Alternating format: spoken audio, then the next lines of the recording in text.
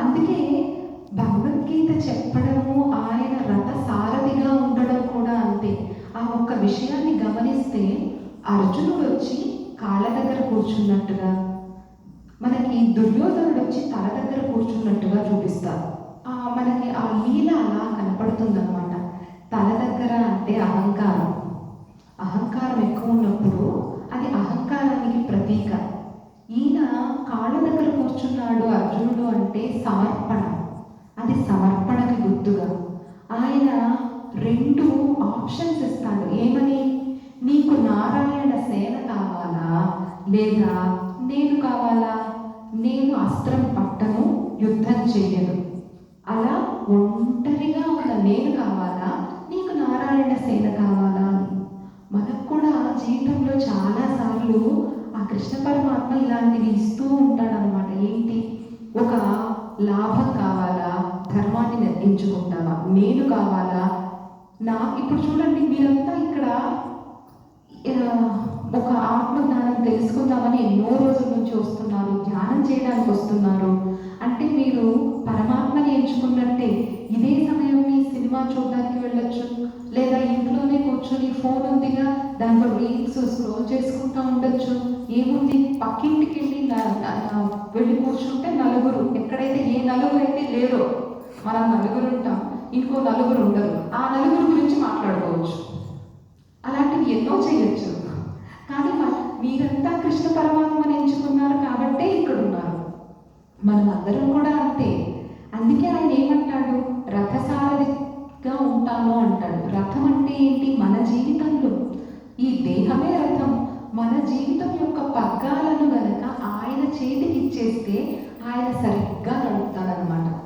అందుకే మనకి ఏ రథము అన్నా, బండి, వాహనము, దీన్ని శాస్త్రాల్లో ఎక్కువగా మనిషి యొక్క దేహంతో పోలుస్తూ ఉంటారన్నమాట. మనం అర్జునుడిలా ఉండగలిగితే, మనం మన జీవితం యొక్క పగ్గాలలో రథసారథిగా కృష్ణుని చేసుకోగలిగితే, ఇక ఆ మనిషిదే విజయం సొంతమైపోతుంది. మనం ధ్యానం చేసుకుంటూ ఈ కృష్ణ పరమాత్మ లీలను తెలుసుకుంటూ వెళ్తుంటే, కృష్ణ పాదస్పర్శ తగిలిన తర్వాత మనిషి మారుతాడు. కృష్ణుని చూసారా? ఎప్పుడు నవ్వుతూనే ఉంటాడు, సంతోషంగా ఉంటాడు. ఎప్పుడైతే జ్ఞానం ఉంటుందో మనిషి సంతోషంగా ఉంటారు. ధ్యానం చేసే వాళ్ళు కూడా అంతే, ఎప్పుడు సంతోషంగా ఉంటారు. ఎందుకంటే వాళ్ళు అన్నిటినీ ఆహ్వానిస్తారు. విజయం వచ్చినా పొంగిపోయేది లేదు, ఎవరైనా పొగిడినా సంతోషము లేదు, ఎవరైనా తిట్టినా బాధ లేదు.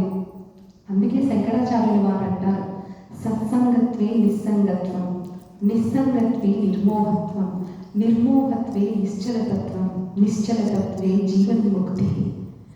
మొదటగా మనకి ముక్తి వరకు వెళ్ళాలంటే కావలసింది సత్సంగత్వం. అంటే నలుగురు మనుషులు కలిసి మంచి మంచి విషయాలు మాట్లాడుకోవడం. ఈరోజు నాకు ఎంతో సంతోషంగా ఉంది. ఎన్ని రోజులు, ఎంతమంది, సరే 7 రోజులు 10 రోజులు జ్ఞాన తరగతులు అని చెప్పి అందరూ కలిసి మాట్లాడుకోవడం, ఇదే సత్సంగత్వం. మనందరం ఇలాగే సత్సంగత్వం కనుక కొనసాగిస్తే ఇక్కడి నుంచి నిస్సంగత్వం అవుతుంది. అంటే నిస్సంగత్వం, ఒంటరిగా ధ్యానం చేయడం, ఒంటరిగా ఆలోచన చేయడం, మన లోపలికి మనం వెళ్ళడం. ఇది మనకి ఆరాధనలో కూడా కనిపిస్తుంది. మనం విగ్రహారాధనతో మొదలుపెట్టి, ఆకార రూపంతో మొదలుపెట్టి నిరాకారంలోకి వెళ్ళిపోతాం. అదే ఆరాధన యొక్క అంతిమ లక్ష్యం. అదే మనకి ఈ 8 యోగ సూత్రాల్లో కూడా చివరిది ధ్యానము, సమాధి స్థితులు కూడా అవే చూపిస్తాయి. ఆకారంతో మొదలైన మన సాధన నిరాకారంగా అయిపోయి మోక్షానికి వెళ్ళిపోతుంది. ఇంకా మనం శ్రీకృష్ణ లీలలో మనకి ఇంకొకటి చాలా బాగా తెలిసింది, నచ్చింది. యశోదమ్మ శ్రీకృష్ణుడిని కట్టేయడం. అది కట్టేయడం అన్న విషయాన్ని చూసుకున్నప్పుడు మనకి అక్కడి వరకు అయితే తెలుస్తుంది. కృష్ణుడేమో దొరకడు, అందరూ వచ్చి చెప్తారు, మీ కృష్ణుడు మా ఇంట్లో వచ్చి వెన్న తింటున్నాడు, మా ఇంటికి వచ్చి వెన్న దొంగలిస్తున్నాడు అని. మనం ఎప్పుడైనా ఆలోచిస్తే వెన్న ఎందుకు దొంగలించాలి? అసలు ఆయనకి ఇష్టం అనేది ఏదైనా ఉంటుందా? ఇష్టం లేకపోవడము అవన్నీ మానవ సంబంధాలు కదా. భగవంతుడికి కూడా అలా ఉంటుందా? వెన్న ఇష్టము దాన్ని దొంగిలిస్తాడు అంటే అర్థం మన లోపలి జ్ఞానం. అది మన జ్ఞానానికి ప్రతీక. మన లోపల ఉన్న ఆ జ్ఞానతత్వాన్ని ఆయన ఇష్టపడతాడు కాబట్టి వెన్న ఇష్టము అన్నట్టుగా చెప్పారు. ఇంకా అవి కనుక మనం కృష్ణుడు గోపికలతో మాట్లాడే మాటలు కూడాను తాత్విక రహస్యాలుగానే ఉంటాయి. ఒక గోపిక వచ్చి పాపం పిల్లలు పుట్టట్లేదు చాలా రోజుల నుంచి, ఆవిడ బాధపడుతూ ఉంటుంది. అందరేమో నన్ను తిప్పి పొడుస్తున్నారమ్మా, పిల్లలు లేరని అందరూ కూర్చొని అమ్మలక్కలు మాట్లాడుకునేటప్పుడు ఇలా అందరూ అంటున్నారమ్మా, ఎన్ని పూజలు చేసినా ప్రయోజనం ఉండట్లేదు, పిల్లలు పుట్టట్లేదని. అప్పుడు కృష్ణుడు వస్తాడు, చిన్న పిల్లవాడు. నీ మొగుడిని నమ్ముకుంటే ఏం పిల్లలు పుడతారు, నన్ను నమ్ముకో అంటాడు. ఆవిడ కోపం వచ్చి వేలుడంత లేడు, చూడమ్మా ఎంత మాట అన్నాడో, ఇవాళ వీళ్ళమ్మకు చెప్పాల్సిందే, వీడి గురించి ఎన్ని మాటలు మాట్లాడుతున్నాడో అంటుంది. అంటే దాన్ని మనకి ఇదే మాట దీనికి సమాధానంగా కూడా అనుకోవచ్చేమో. అన్నమాచార్యుల వారు ఒక పాటలో అంటారు, పుట్టు గొడ్రాళ్లకు బిడ్డలిచ్చే గోవిందుడే అని. అంటే పూర్వజన్మ కర్మ ఫలితాలను ఆయన తీసివేసి గొడ్రాళ్లకు కూడా పుణ్యబలంతో పిల్లల్నిచ్చే గోవిందుడు అని అర్థం. ఆ గోపికకి కోపం వస్తుంది, చూడు ఎన్ని మాటలు అన్నాడు అని. ఇంకో గోపిక భగవంతుడికి నైవేద్యం పెట్టి పూజ చేసుకుంటూ ఉంటుంది. మెల్లిగా కృష్ణుడు వెళ్ళి చూస్తాడు. చూసి పూజ ఇంకా పూర్తవ్వలేదు, వెళ్ళి అడుగుతాడు, నాకు పెట్టు అంటాడు. పూజ ఇంకా పూర్తవ్వలేదు, ఇప్పుడు తినకూడదు, పో ఇక్కడి నుంచి అంటుంది. సరే చూస్తూ ఉంటాడు. ఆమె కళ్ళు మూసుకున్న వెంటనే గబుక్కుమని తీసి అక్కడ ఉన్నటువంటి తినుబండారాలను తీసుకొని నోట్లో పెట్టుకొని పూజ అయిపోయిందిలే అని చెప్పి పరిగెత్తి పారిపోతాడు. చూడమ్మా ఎంత తెంపరివాడు, పూజ పూర్తి కాకముందే ఎంగిలి చేసేసాడు ప్రసాదాన్ని అంటాడు. అది ఎందుకు అలా చేస్తాడంటే ఒక మనిషి యొక్క ఆకలి నింపడం నిజమైన పూజ. నీ పూజ ఎప్పుడైతే నీ ఇంట్లో ఉన్నటువంటి కేవలం విగ్రహం ముందు ఆగిపోతుందో నువ్వు పూజ చేసిన ఫలం నీకు దక్కదు. ఒకవేళ నీ ఇంట్లో ఉన్న నీ దేవుడికి నైవేద్యం పెట్టాలా, బయట ఒకడు ఆకలితో నీ గుమ్మం పై దగ్గరికి వచ్చాడు, వాడికి అన్నం పెట్టాలా, ముందు వాడికే అన్నం పెట్టాలి, అప్పుడే భగవంతుడు సంతోషిస్తాడు అని చెప్పడం ఆ నీడ వెనకాల ఉన్నటువంటి రహస్యం. ఒక దగ్గరికి వెళ్తాడంట, వెన్నకుండ తీసుకుంటాడు, ఇంకో ఇంట్లో పెట్టేస్తాడు.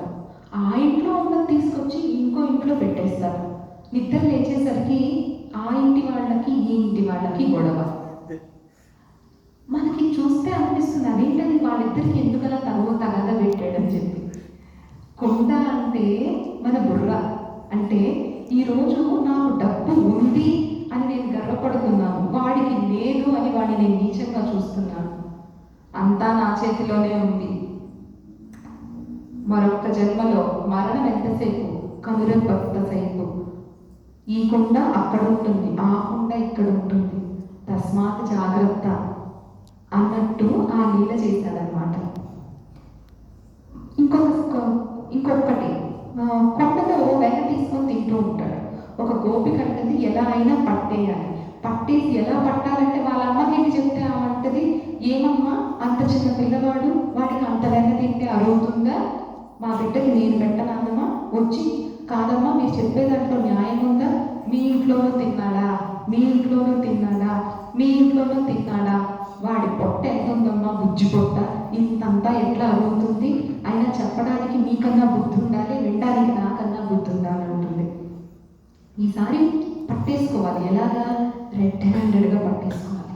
పట్టేసుకొని వెళ్ళి యశోదమ్మ దగ్గర కూర్చోవాలి. అందుగా ఇన్ని మాటలు అందిగా మనమంతా చెప్తే, కానీ ఈసారి అడిగేద్దాం అనుకున్నారు.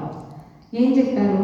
కుండ నిండా వెన్న పెట్టి కొద్దిగా తలుపు తీసి ముందరే పెట్టారనమాట. కుండ ముందే ఉంది, వెనక దాక్కుంది. వస్తాడుగా, వచ్చి చెయ్యి పెడతాడు. చెయ్యి కుండలో ఉన్నప్పుడు పట్టేస్తాడు.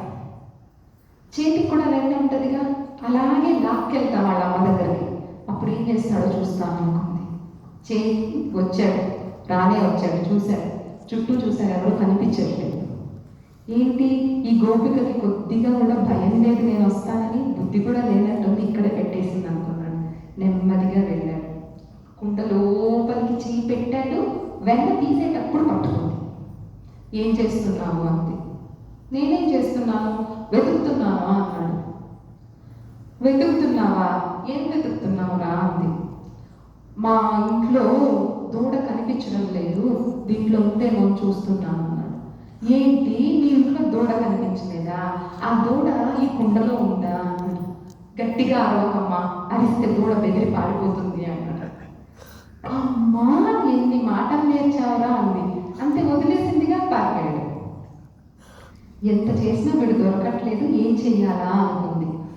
ఈసారి ఎలా అయినా పట్టేసి వాళ్ళ అమ్మకి చూపించాలి అనుకుంది. ఇంట్లో వంటింట్లో ఆవిడ వంట చేసుకుంటుంది. కృష్ణుడేమో వచ్చి అమ్మ పాలియ్యి, అన్నం పెట్టు, ఆకలేస్తుంది అంటున్నాడు. వస్తానులే కాసేపు ఆగు అంటుంది. ఏం చేశాడు, అటక పైన ఉన్న కొండ దించుకున్నాడు. దించి ఒళ్ళో పెట్టుకొని తీసి కొంచెం తింటున్నాడు. తిని మధ్యలో అమ్మ నువ్వు ఎప్పుడు ఇంతే, ఎంత పిచ్చినా రావు, ఎంత పిచ్చినా నాకు ఆకలేస్తుందన్నా కూడా రావు, పాలివ్వవు, అన్నం పెట్టవు, ఎప్పుడు నీ పనే నీదమ్మా. మళ్ళీ తీసుకుంటూ మళ్ళీ తింటున్నాడు. మళ్ళీ ఆపేస్తాడు, మధ్య మధ్యలో పిచ్చి ఏడుస్తూ అడుగుతున్నాడు. ఏడుస్తున్నాడు, తింటున్నాడు. చుట్టుపక్కల ఉన్న వాళ్ళు చూశారు. చూసి పిచ్చారనమాట. దొంగ కృష్ణుడు మన ఇంట్లోనే కాదు, అదిగో అక్కడ కూడా ఏం పని చేస్తున్నాడో చూడండి అని. నోటి నిండా వెన్న పెట్టుకొని గబగబగబ తినేసి మింగేసి ఏడుపు నటగా, అమ్మ ఎప్పుడు ఇంతే అమ్మా, నీకు పనే ఎక్కువ, నాకు మాత్రం అన్నం పెట్టవు నువ్వు, పోమ్మా నువ్వు అంటున్నాడు. మళ్ళీ తింటున్నాడు. అప్పుడు యశోద బయటకు వచ్చి చూసింది జరిగింది. చుట్టుపక్కల వాళ్ళందరూ వాళ్ళు కూడా వచ్చి చూస్తున్నారు. మేమంటే అన్నాగా, నా బిడ్డ అబద్ధాలే చెప్పడమ్మా, వాడి బుజ్జి పొట్టలో అసలు వెన్న అరుగుతుందా అన్నావుగా, ఇప్పుడు ఏం చేస్తాం అన్నట్టు. ఆమెకి కొంచెం ఉసూరుగా ఉందన్నమాట. అందరు చూస్తున్నారు, నేను తగ్గిపోతానేమో అనుకుంది. ఒరే ఇలాంటి పని చేస్తావా, ఇట్రా దగ్గరికి రా అంది. దూరంగా పరిగెత్తాడు. ఒక గోపిక అందన్నమాట, నువ్వు అన్నావు కదమ్మా నా బిడ్డని పట్టుకొచ్చి ఇవ్వండి అని, ఏది ఇప్పుడు పట్టుకో అన్నారు. ఆమెకి ఉక్రోషం వచ్చింది. రే ఆగుతావా రావా అంది. పాత ఇళ్లలో స్తంభాలు ఉండేవి కదండి, పరిగెత్తుకుంటూ ఒక స్తంభం వెనక్కి వెళ్ళి దాక్కున్నాడు. దాక్కుని అమ్మ ఎక్కువ తినలేదమ్మా, కొంచెమే తిన్నానమ్మా అన్నాడు. ఆగక్కడ, అక్కడే ఆగొస్తున్నానని వెంటనే పరిగెత్తింది. దొరకలేదు. ఇంకో స్తంభం దగ్గరికి వెళ్ళాడు. ఇంకో స్తంభం దగ్గరికి వెళ్ళి మళ్ళీ అదే మాట, అమ్మ ఏం తినలేదమ్మా, అక్కడే ఉండమ్మా, చూసుకోమ్మా అంటున్నాడు. చుట్టుపక్కల ఉన్న వాళ్ళందరూ ఈరోజు మనల్ని పట్టుకోమని, ఈమె వల్ల అవుతుందేమో పట్టుకోవడానికి చూడాలని చెప్పి వచ్చి నిలబడి చూస్తూ ఉన్నారు. అందరూ చూస్తున్నారు. యశోద కోపం వచ్చింది. పరిగెడుతుంది పరిగెడుతుంది పరిగెడుతుంది. ఒక స్తంభం దగ్గర, ఇంకొక స్తంభం దగ్గర. సనకసనందనాది మహర్షులకే దొరకడు, ఆయన లక్ష్మీదేవి కౌగిటికే దొరకడు, ఆయన యశోదమ్మకి ఎలా దొరుకుతాడు, దొరకడం లేదు. పరిగెడుతుంది, దొరకడం లేదు, పరిగెడుతుంది, దొరకడం లేదు. పరిగెత్తి పరిగెత్తి అలసిపోయి వేసుకున్న కొప్పు ఊడిపోయింది. ఆమె వేసుకున్న వడ్డాణం ఊడిపోయింది. చెమటలు కారిపోతున్నాయి. శ్రీకృష్ణ పరమాత్మ చూశాడు. అయ్యో అమ్మ అంత కష్టపడుతుందా, నేను బిడ్డ అనుకుని మాతృ ఆశ్చర్యంతో నా వెంట పరిగెడుతుంది, దొరికిపోదాంలే అని దొరికిపోయాడు. దొరికేసిన తర్వాత ఆమెకి కోపం వచ్చేసింది. పట్టి ఆగు, నిన్ను కట్టేస్తాను అని చెప్పి ఒక తాడు తెచ్చింది. తాడు తెచ్చి కట్టేయడానికి ప్రయత్నించింది. 2 అంగుళాలు సరిపోలేదు, చిన్నదైంది. ఆగురా, ఇక్కడే ఆగు, ఇంకొకటి తెస్తాను అని చెప్పి ఇంకొక తాడు తెచ్చింది. 2 తాళ్ళు కలిపింది. అయినా 2 అంగుళాలు సరిపోలేదు. ఆ 2 అంగుళాలు ఏం సరిపోలేదంటే, ఇంతవరకు చెప్పుకుంటున్నదే నేను నాది అన్నదే ఆ 2 అంగుళాలు. ఆ ఉన్నంత వరకు ఆయన మనకి దొరకడు. నేను నాది అన్నది వెళ్ళిపోతేనే శ్రీకృష్ణ పరమాత్మని మనం కట్టేసుకోగలం. ఇక ఆమె వల్ల కట్టడానికి కావడం లేదని బాధపడిపోయి ఒక నిట్టూర్పు వదిలిందనమాట. అంటే అక్కడ అది పోయింది. నేను కడతాను, నేను పట్టేశాను అన్నది పోయింది. అప్పుడు పరమాత్మ దొరికిపోయాడు, కట్టేసింది. ఇక్కడ మనకు కూడా అంతే. ఆ శ్రీకృష్ణ పరమాత్మని ఏ రకంగా కొలిస్తే ఆయన అలా మన దగ్గరికి చేరిపోతాడు. కానీ ఉండకూడాల్సింది రెండే, నేను, నాది. శ్రీకృష్ణ పరమాత్మ ఏ రకంగా అందరినీ సమానంగా ప్రేమించాడో మనం కూడా అదే చేయాలి. నిజమైన కృష్ణ భక్తులు ఎప్పుడు ఏడుస్తూ ఉసూరుమంటూ ఉండరు. వాళ్ళు ఎప్పుడు చాలా సంతోషంగా ఉంటారు. నమ్మకం, ఏం జరిగినా నా కృష్ణుడు చూసుకుంటాడన్న నమ్మకం. ఏం చెయ్యాలన్నా కూడాను వాళ్ళు ప్రపంచంలో ప్రతి ఒక్కరిని ఆ కృష్ణ భక్తులుగానే చూస్తూ వాళ్ళ ప్రవర్తన కూడా అలా ఉంటుంది కాబట్టి అంటారు కృష్ణ భక్తులు ఎప్పుడు సంతోషంగా ఉంటారు అని. ఆ లీలను గుర్తు తెచ్చుకున్నప్పుడు మనకు చిన్న నవ్వు ఒకటి కలుగుతుంది. ఈ బాల్య లీలలు చదివినా విన్నా ఆ సంతోషం రూపంలో శ్రీకృష్ణుడి పాదస్పర్శ మన హృదయానికి తగులుతుంది అంటారు. ఈయన కేవలం బాల్య లీలను ఇలా మాత్రమే కాదు, మనకి మార్గనిర్దేశకం చేయడానికి కూడా చేశారు. మనం చూసుకుంటే యమునా నదిని కలుషితం చేసిన కాళింకుడిని కూడా ఆయన దండించాడు. ఎందుకంటే నీళ్లను మనం కలుషితం చెయ్యకూడదు. ఆ శ్రీకృష్ణ పరమాత్మ బలరాముడిగాను కృష్ణుడుగాను వచ్చి చేసింది ఏంటంటే భూమికి సేవ చేశాడు. బలరాముడిగా వచ్చి వ్యవసాయం చేశాడు, నాగలి పట్టి దున్నాడు. అంటే అఖిల సంపదలకు కారణమైనటువంటి భూదేవిని మనం ఎంత బాగా గౌరవించాలి అన్న విషయాన్ని చూపెట్టారు. ఈరోజు చూసుకుంటే మనకి బాధాకరమైన విషయం అదే, వ్యవసాయం చేస్తున్న వాళ్ళ గురించి చాలా తక్కువ ఆలోచిస్తున్నారు. అది రాజకీయ నాయకులైనా సమాజమైనా సరే. శ్రీకృష్ణ పరమాత్మ మొదటి స్థానంలో వ్యవసాయాన్ని ఉంచాడు, రెండవ స్థానంలో పాడి పంటలని ఉంచాడు, ఆవులని. ఆయన స్వయంగా గోవులను మేపి గో సంరక్షణ అన్న బాధ్యత సమస్తం మానవాళికి ఉంది అని నిరూపించాడు. అందుకే ఆయన గోవిందుడు అన్న పేరు కూడా అందుకే వచ్చింది. 7 రోజులు పగళ్ళు రాత్రులు కష్టపడి గోవులను కాపాడాడు. గోవర్ధనగిరిని చిటికెన వేలి మీద ఎత్తిపట్టి ఆ గోవులను కాచి ఆయన సంపాదించుకున్న పేరే గోవిందుడు. అందుకే అంటారు గోవింద అని పిలిస్తే ఆయనకి చాలా ఇష్టం, చాలా తొందరగా వశపడిపోతారు అంటారు. మనం ఇంత ధ్యానం చేస్తున్నాము, ఇంత ఆధ్యాత్మిక మార్గంలో ఉన్నాము. ఇప్పుడు ఒక ప్రశ్న రావచ్చు, సాధన చేసే వాళ్ళకి కోపం రావచ్చా? అంటే మనం ధ్యానం చేస్తున్న వాళ్ళు కోపడచ్చా, కోపం రావచ్చా? రావచ్చా రాకూడదా? కోపం వస్తుంది. కాకపోతే తేడా ఏంటంటే ఒక తప్పుని సరిచేసే వరకే కోపం ఉంటుంది ధ్యానం చేసే వాళ్ళకి. ఆ తప్పు సరి చేసేసామనుకోండి, ఇక ఆ కోపం క్రోధంగా మారిపోదు. దాన్ని అలా మనసులో పెట్టుకొని కక్ష సాధింపులు ఇవి ఉండవు. ఇది చూసుకుంటే మనం ఆది యోగి అంటాం కదా, పరమశివుణ్ణి. అదే పరమశివుణ్ణి మనం ఉగ్రుడు అని కూడా అంటాం, ఆయనకి కోపం ఎక్కువ అని. ఆయన ఎప్పుడూ ధ్యాన స్థితిలో ఉంటారు.